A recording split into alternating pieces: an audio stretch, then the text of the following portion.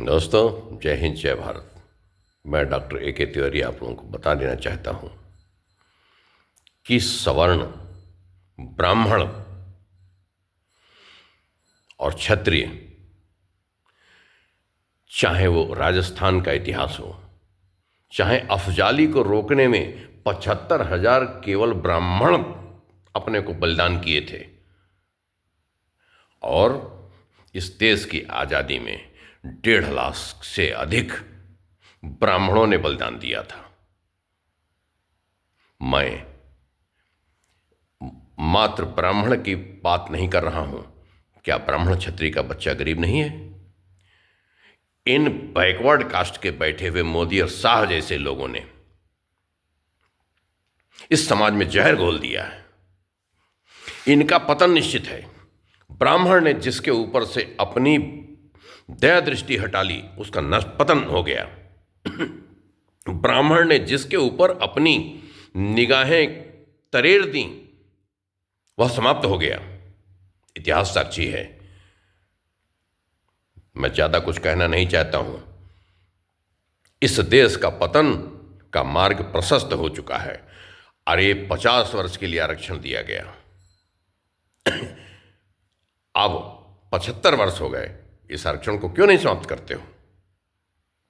अगर प्रतिभाएं यहां से पलायन कर गई, तुम्हारे घर से तुम्हारा सुपूत निकल गया, तो इन कुपूतों को लेकर के तुम बोझ ढोते रहोगे, तुम्हारी धरती को बेच के खा जाएंगे और फिर भी ये भूखे मरते दिख जाएंगे।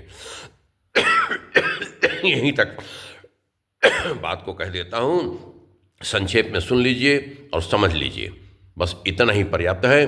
ब्राह्मण और क्षत्रिय जहां नहीं है, वह देश सुरक्षित नहीं है, और जहां वैश्य समाज की अर्थव्यवस्था नहीं है, वहां समृद्धि नहीं है।